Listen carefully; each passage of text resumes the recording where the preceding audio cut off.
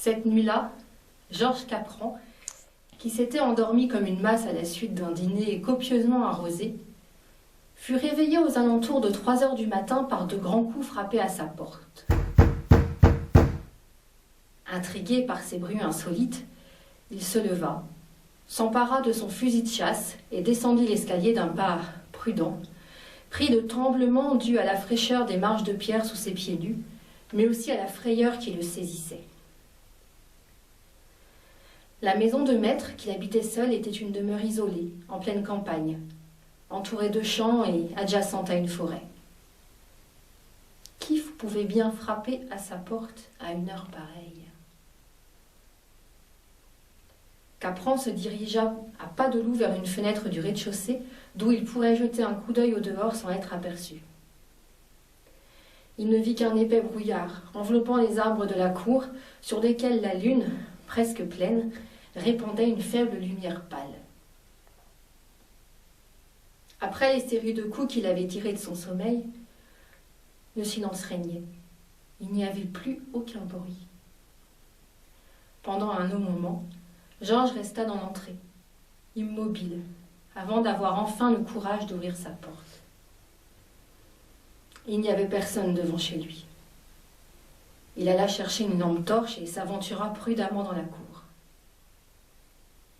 Saisi par le froid glacial de novembre qui faisait redoubler ses tremblements, il balaya d'un faisceau lumineux les alentours de gauche à droite, mais ne vit rien aussi loin que portait son regard. Frigorifié, il rentra, referma la porte et remonta dans sa chambre, soucieux, et après avoir fait tourner dans sa tête tout un manège de questions angoissantes, il parvint à se rendormir assez vite, car sa fatigue était plus forte que ses inquiétudes. Le lendemain matin, il se leva tard et vaqua à ses occupations de retraité, oubliant presque l'incident de la nuit grâce à ses lectures, la télévision et la partie de bridge hebdomadaire avec ses amis auquel il ne pensa même pas à raconter l'épisode nocturne. Lorsqu'il alla se coucher, il repensa à l'incident et plaça le fusil et la lampe torche à portée de main sur la table de chevet. La nuit était claire à la différence de la veille. Il n'y avait pas de brouillard, et la pleine lune illuminait les arbres et les champs, ce qui le rassura. Hélas, Capron n'allait pas, comme il l'espérait, passer une nuit sereine. Il fut à nouveau réveillé en sursaut par les mêmes coups. On cogna à la porte, de la même manière insistante. Comme il avait pris soin de ne pas fermer les volets, il se dirigea vers la fenêtre de sa chambre qui donnait sur la cour. Cette fois, il vit quelque chose bouger. Une ombre pas très nette se projetait sur les graviers. Observant la forme mouvante, Capron crut distinguer le haut d'une silhouette, avec une tête cornue. Terrifié, il s'empara de son fusil, ouvrit grand la fenêtre et le mit en joue, prêt à faire feu sans sommation sur cette créature des ténèbres. Mais à nouveau, tout était redevenu calme et silencieux. Capron referma la fenêtre, haletant. Il n'avait jamais cru au diable, mais ce qu'il venait d'entreapercevoir correspondait à la représentation qu'on se fait de Satan ou d'un démon. Il avait beau se dire qu'il avait sans doute mal vu ou halluciné la scène, la répétition de ce mystérieux tapage nocturne était troublante.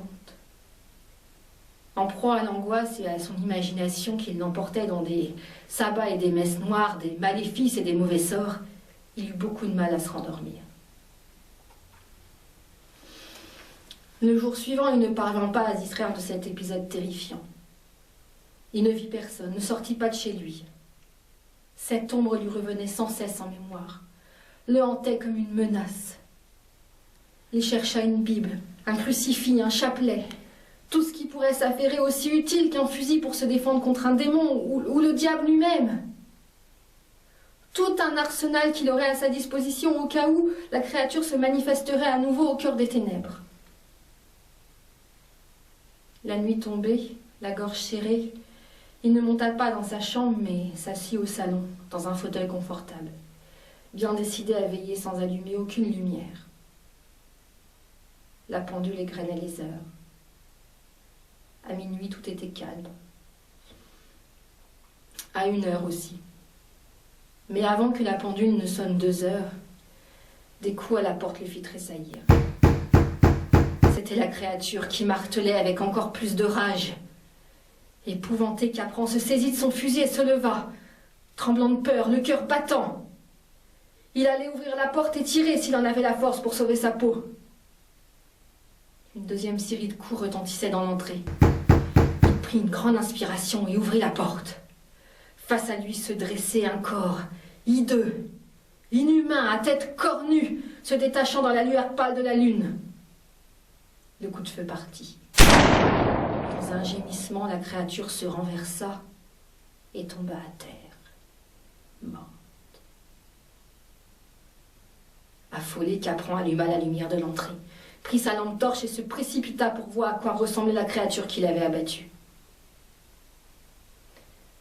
C'était un quadrupède, au poil noir, avec de grandes cornes et une longue barbiche. Un bouc. Un bouc de grande taille, presque 1 mètre au garrot. L'animal devait être échappé de son enclos quelques jours auparavant. Le diable était donc un bouc en fuite, qui exerçait ses cornes contre sa porte en pleine nuit. Le propriétaire du bouc fut retrouvé. C'était un fermier habitant à moins d'1 kilomètre de chez Capran. Ce dernier, n'ayant pas trouvé de meilleur alibi que sa peur du diable, fut condamné à payer une amende et, attristé d'avoir abattu l'animal, se jura de ne plus jamais se servir de son fusil de chasse.